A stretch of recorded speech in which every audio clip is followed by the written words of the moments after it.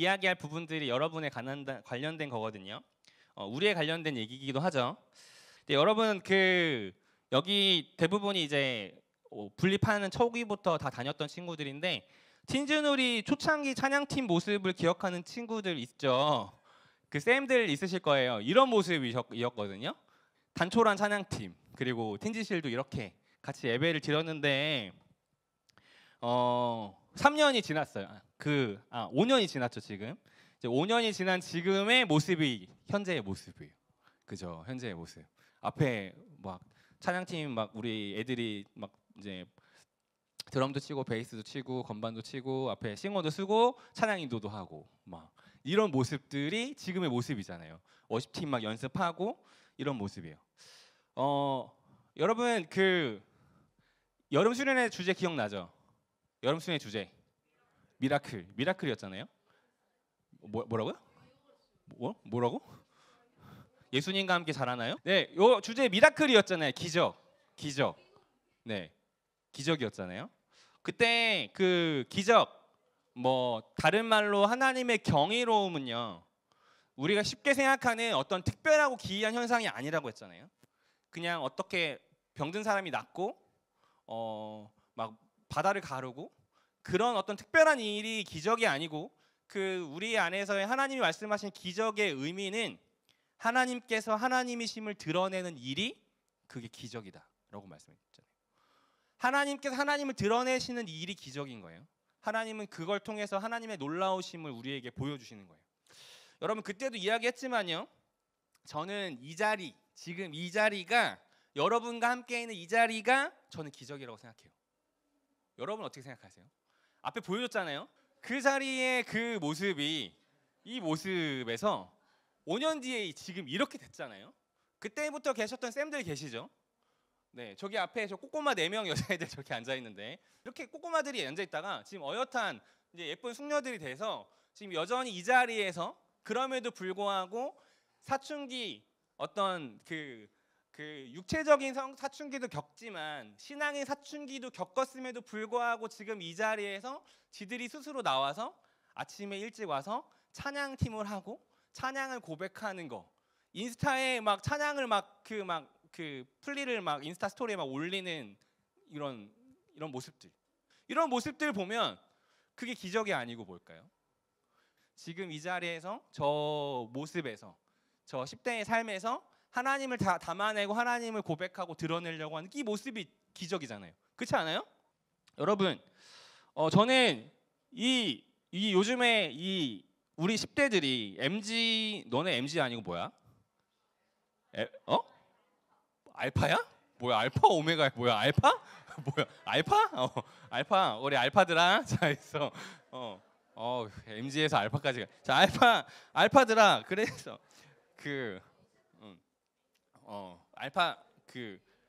알파들이 웃기네. 여기에 이 습하고 우중충한 이 지하실에 모여서 막 화려한 막 그런 막 좋은 사운드가 있는 것도 아니고 뭐 좋은 분위기의 환경이 있는 것도 아니고 심지어 아침 10시에 이 이른 아침에 일어나서 이 자리에 모여서 여러분의 입으로 찬양을 고백하는 거, 여러분이 여러분의 입술로 같이 기도를 하는 거, 저는 이게 기적이라고 생각해요. 아니, 이게 기적입니다. 여러분의 삶에서 이거보다 더 큰 기적이 있을까요? 저는 오늘도 이제 앞에서 이렇게 찬양하는 주님의 시선 찬양 소리를 듣는데 그냥 하나님의 경이로우심이 이거 같다는 생각이 들었어요. 이 고백을 여러분이 목소리로 이렇게 하는 고백을 듣는데 이게 경이로움이 아니면 뭘까? 지금의 여러분의 삶에서 정말 여전히 하나님을 주인 되심을 고백하고 이 자리에 와 있는 것이 기적이 아니면 뭘까? 전 여러분이 이 자리에 있는 기적이라고 믿습니다. 아멘. 여러분 오늘은 기적을 그래서 보여준 공동체 2가지를 소개할 거예요. 첫 번째는 데살로니가 교회예요. 오늘 우리가 그동안 고린도 교회를 보다가 이제는 데살로니가 교회를 이제 올해 하반기 마지막 남은 시간 동안 볼 건데, 데살로니가 교회는 좀 특별한 점이 있어요. 데살로니가 교회는 작년에 우리 사도행전 하면서 17장에 나왔던 언급됐던 교회인데 사도 바울이 빌립보에 있다가 데살로니가로 가게 돼요. 근데 그 과정은 사도 바울이 의도하거나 계획하지 않았어요. 빌립보에서 있고 싶었는데 거기에 박해가 심했어요. 유대인들로 인한 박해가 심했고 그로 인해 어쩔 수 없이 도망쳐 나가서 들어갔던 곳이 데살로니가라는 지역이에요. 근데 이곳에 들어가서 데살로니가에 복음을 전하기 시작합니다.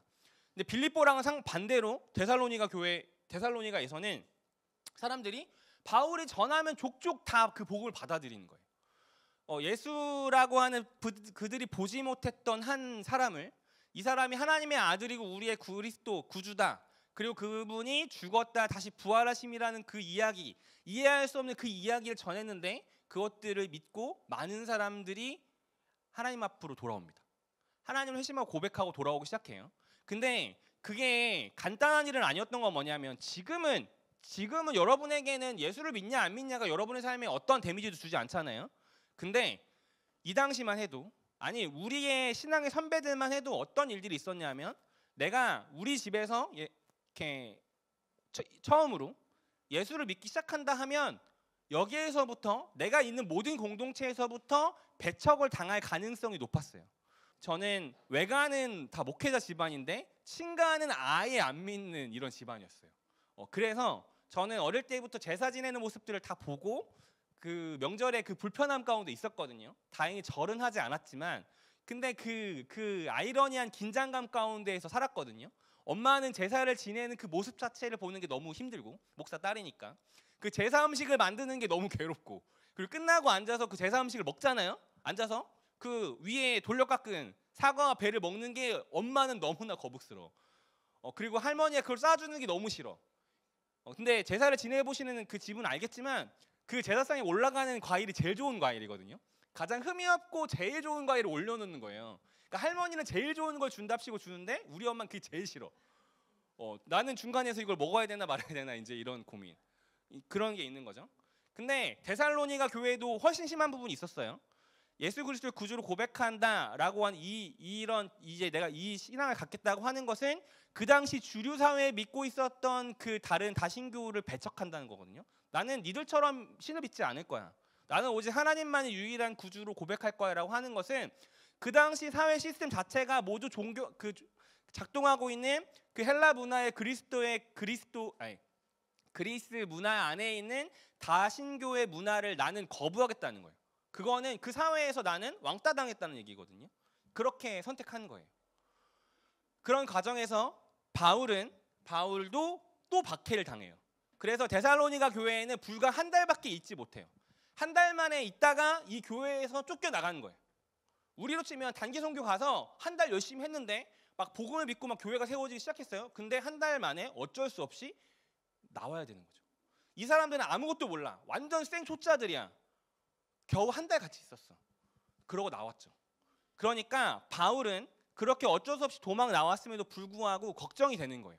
과연 그때 그 자리에서는 하나님을 믿겠다고 고백했지만 겨우 한 달 내가 같이 있었는데, 그리고 사회로부터, 친구로부터, 세상으로 받는 그 압박은 엄청 심할 텐데 과연 이 데살로니가 교회의 교인들이, 그리스도인들이 잘 버티고 서 있을까? 그렇지 않을 것 같은데 너무 걱정이 돼서 자기는 갈 수 없으니 디모데를 보내요. 가서 네가 좀 보고 오고, 거기 가서 만약 좀 흔들리고 있으면 좀 속성 가해라도 좀 해서 다시 믿음을 좀 잘 잡게 해라 하고 디모데를 보내요. 그러고 나서 디모데가 데살로니가 교회에 갔다가 돌아와서 데살로니가 교회에 대한 소식을 전해줘요. 그걸 듣고 반응해서 쓴 편지가 데살로니가 전서예요. 근데 오늘 1장 1절부터 보면 알겠지만 바울이 데살로니가 전서의 초반부에 하는 주된 내용은요, 감사를 얘기해요. 너희들의 믿음에 감사한다라고 얘기해요. 왜냐하면 자기는 고작 한 달밖에 없었기 때문에 믿음이 흔들리고 무너져도 당연하다고 생각했는데 가봤더니 디모데에 갔다 봤더니 그들이 너무나 잘 교회를 지키고 믿음을 지키고 있었던 거예요. 겨우 한 달 자기랑 같이 있었을 뿐인데 그들은 자신들끼리 그 믿음을 잘 지키고 교회가 성장해가는 모습의 이야기들을 바울은 듣게 된 거죠. 그래서 너무 기뻐 그들에게 칭찬하고 격려하는 편지를 쓴 게 데살로니가 전서입니다. 2절과 3절에 보면요, 바울은 이렇게 고백함으로 데살로니가 전서를 시작해요. 2절과 3절 같이 한번 읽겠습니다. 시작.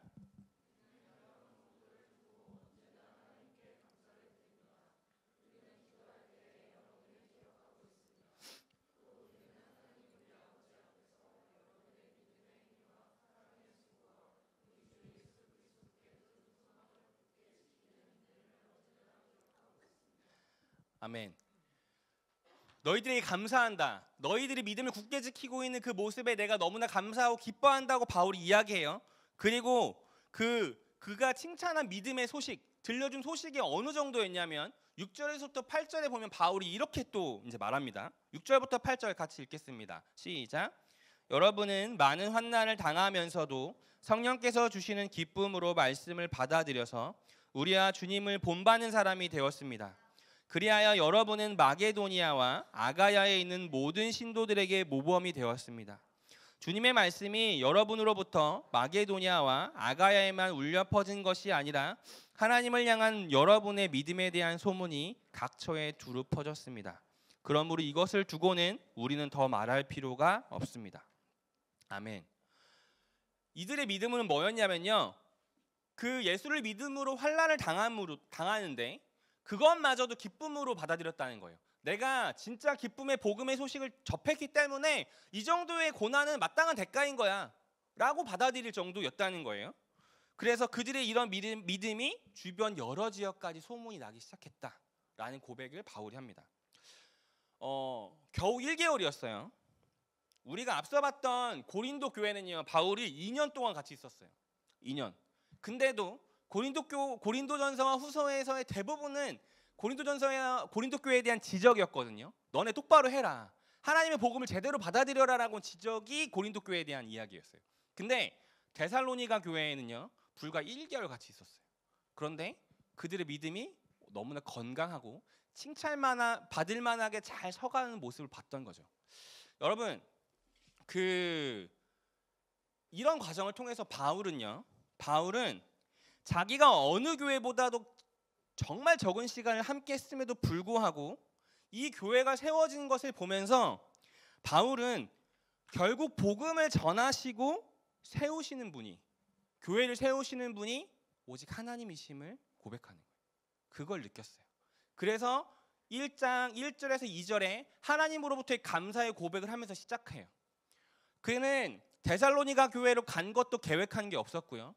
1개월만 머물 것도 계획하지 않았어요. 그런데 그 모든 과정 가운데 자기의 생각과 판단으로는 교회가 세워질 수 없는데 교회가 세워지는 모습을 보면서 고백하는 거예요. 결국에 복음을 전하는 건 나지만 교회를 세우시는 것은 오직 하나님이시구나. 나는 전할 뿐이지 그 복음을 그 사람에게 받아들이게 하고 심기게 하는 것은 오직 예수 그리스도뿐이구나 라는 것을 고백해요. 그래서 그는 3절에서부터 5절에 보면 이렇게 고백합니다. 네, 넘겨주세요. 3절에서부터 5절. 네, 메시지 성경 버전으로 보면요, 네, 이렇게 나옵니다. 제가 읽을게요. 친구 여러분, 우리는 하나님께서 여러분을 몹시 사랑하실 뿐 아니라 여러분에게 안수하셔서 특별한 일을 맡기신 것을 잘 알고 있습니다. 우리가 여러분에게 전한 메시지는 그저 말에 그치지 않았습니다. 여러분 안에 무엇인가 중요한 일이 일어났습니다. 성령께서 여러분의 확신을 강철 같게 해주셨습니다. 아멘. 자기가 하는 것은 말을 전하는 것에 그치지 않았다. 근데 여러분 안에 무언가 중요한 일이 일어났다. 뭐냐면 성령께서 여러분에게 확신을 갖게 하셨다. 이 여러분에게 하신 일은 내가 아니라 성령이 하셨다라는 것을 바울은 강조하고 고백합니다. 그러면서 그들에게 이야기하는 거예요. 앞으로도 지금처럼 믿음을 잘 붙잡고 어떤 박해를 당할지라도, 혹은 바울이 없어도, 자신이 없어도, 교회에 훌륭한 신앙의 리더가 없어도 지금처럼 하면 된다. 왜냐하면 너희 교회를 세우신 분은 내가 아니고 오직 하나님 한 분이시기 때문이다 라고 말합니다. 겨우 1개월이에요. 사람의 생각으로는 불가능한 시간과 정성인데 그 시간을 통해 바울은요, 데살로니가 교회가 세워져감을 보였어요. 그렇게 데살로니가 교회는요, 기적의 공동체였습니다. 또 다른 기적의 공동체를 소개하려고 합니다. 바로 우리 틴즈누리예요. 틴즈누리 시작할 때 이것을 상상한 사람이 누가 있을까요? 어느샌가 우리 당연해 버렸잖아요. 그게 왜 기적이죠라고 하지만요. 저는 J 성향이거든요. MBTI J예요. J적인 성향으로는요. 계산상 나올 수 없는 거예요. 왠 줄 알아요? 잘 다니던 교회를 분립해 나왔어요. 어느 날 갑자기 잘 다니던 교회가 있는데 대부분의 친구들이 갑자기 뚝대해서 너희 이제는 이렇게가 새로운 교회야. 분립해 나왔어요. 너희의 의사와 상관없이 부모님의 의사로요. 그리고 우리는 교회 건물이 없어요. 학교를 겨우 한 주에 1시간, 2시간 빌려서 예배를 드리길 뿐입니다. 그리고 대부분이 학교가 다 달라요. 지역도 달라요. 누구는 일산 살고, 누구는 파주 살고, 누구는 수지 살고, 누구는 강화도 살고 다 달라요. 그런데 그렇게 일주일에 겨우 1시간, 2시간 만나는 이 상황. 그런데 틴즈 10대 시절의 공동체에 친구가 제일 중요한 그 관계가 중요한 이 시기에 겨우 1시간, 2시간 매주일에 만나서 공동체를 형성하겠다고 말하는 것은 저는 말도 안 되는 일이라고 생각해요. 그 일을 만약에 상상하고 디자인했다면 그거는 말도 안 되는 일이잖아요. 일주일에 한 번 교회 건물도 없고 이런 지하 공간에 겨우 1시간 만나서 예배드리고 흩어질 뿐인데 우리 10대 청소년들이 같이 신앙의 친구가 되길 원합니다. 여기에서 이런 예배 기적이 일어나길 원해요 라고 말한다면 그건 저는 말도 안 되는 일을 얘기하는 거라고 생각해요. 4년 전, 5년 전에 그 이야기를 했다면요. 그걸 꿈꿨다면 분명 불가능한 일이었다고 저는 말했을 겁니다. 아니 우리 모두가요. 그런데 여러분은 지금 그 불가능한 일을 행하면서 살고 있어요. 분립 후 5년이 지났음에도 불구하고 여전히 믿음을 지키고 있고요.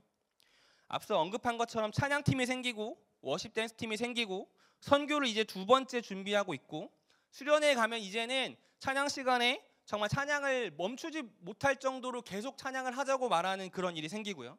초등학교 6학년부터 고3까지 7학년 이게 함께 모여서 예배를 드리고 함께 섞여 있는데 그것을 누구 하나 불만이라고 이야기하지 않아요. 무엇보다 교회 안에 친구가 생기고요. 여러분이 하나님을 주인으로 고백하는 일이 생겼어요. 겨우 1시간 이렇게 매주일 만나는 것으로요. 이게 어떻게 기적이 아닐 수 있겠습니까? 근데 이거는요. 틴즈를 맡고 있는 제가 잘해서도 아니고 우리 쌤들이 잘해서도 아닙니다. 오직 하나님께서 그렇게 하신 것입니다. 솔직히 이야기하면요. 요즘 우리 우신교회 안에 가장 큰 걱정이 어딘지 알아요? 틴즈 걱정이에요. 틴즈가 우리 교회의 가장 큰 걱정이에요. 왜냐하면 내년에는 더 많아지거든요. 이제 내년에 고3 2명 졸업하는데 초등학교 5학년에서 올라온 애들이 17명이에요. 저는 J라고 그랬잖아요. 저의 계산상 앞으로 3년 뒤가 되면 틴즈의 인원은 113명이 될 거예요. 예, 교사는 40명 정도 되겠죠? 150명이 돼요. 저는 J라고 그랬잖아요. 저의 계산에 이거는 불가능한데 여기서 어떻게 공동체를 말하고 어떻게 여기서 하나님이 우리가 잘 섞여 이야기할 수 있지가 저의 가장 큰 고민이었거든요. 현재 솔직한 고민이고요. 근데 어제 말씀을 준비하면서 제가 답을 내렸어요. 우리 교회에서 가장 쓸데없는 걱정이 틴즈누리 걱정이구나 라고요. 여러분이 2020년부터 지금까지 보여준 그 5년의 시간의 믿음의 성장은요. 여기에 있는 우리 다른 여러 공동체의 누리들이 있지만 어른들이 있지만 그분들이 보여준 것보다도 훨씬 더 다이나믹한 성장을 보여줬어요. 2020년에 이런 성장을 기대한 사람이 아무도 없었지만 이런 성장을 이뤄낸 것처럼 앞으로의 일 역시도 저는 하나님께서 그렇게 하실 거라고 생각합니다. 내가 볼 땐 불가능한 일들인데 내가 볼 때는 어려울 것 같은 일들인데요. 하나님께서 그렇게 하실 겁니다. 바울이 고작 1개월 데살로니가 교회에 있었는데 인간의 판단으로는 교회가 세워질 수 없는 그 물리적인 시간과 상황 안에서 데살로니가 교회 가장 칭찬받고 기뻐했던 교회가 세워진 것처럼 저는 우리 틴즈누리 역시 그렇게 될 거라고 믿습니다. 그래서 저는 정리했어요. 우리 교회에서 가장 쓸데없는 걱정이 틴즈 걱정이다. 여러분 동의하세요? 전 동의해요. 저는 그렇게 믿어요. 여러분 사랑하는 틴즈누리 친구들 지금처럼만 하면 돼요. 그냥 지금처럼만 하면 됩니다. 쌤들 우리가 하는 거 아닙니다. 우리가 하지 않았어요. 우리가 계획하지 않았어요. 우리가 꿈꾸지 않았어요. 근데 하나님께서 이렇게 틴즈누리 공동체를 세우셨습니다. 사람의 생각과 경험이 아니라요. 우리의 주인 되신 하나님께서 우리 공동체를 이끌고 세우십니다. 그리고 앞으로도 그렇게 하실 것입니다. 아멘. 그렇기 때문에 우리에게 중요한 것은요, 지금 현재 날마다 주어진 삶에서 하나님이 주인 되심을 고백하며 때마다 그분의 이끄심과 그분의 마음을 구하며 살아가는 거예요. 그리고 그 안에서 지금처럼 지금까지 해왔던 것만큼 그 고백과 믿음을 잘 지켜나가기만 하면 됩니다. 그럴 때 앞으로 이후에 또 5년이 또 앞으로 이 팀즈누리가 함께하는 그 시간 가운데 역사 가운데에서 하나님께서 또 공동체를 세워가시고 건강하게 만들어가시는 모습들을 우리가 함께 보게 될 줄로 믿습니다. 아멘. 그래서 오늘 설교의 제목을 제가 어제 설교 준비해서 바꿨거든요. 팀즈 더할 나위 없었다. 이게 오늘 저의 설교 제목이에요. 여러분 지금처럼만 하면 돼요. 더 잘하려고 애쓰지 않아도 돼요.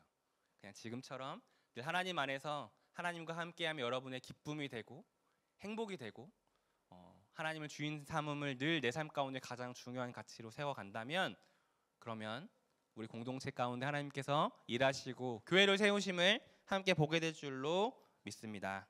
아멘.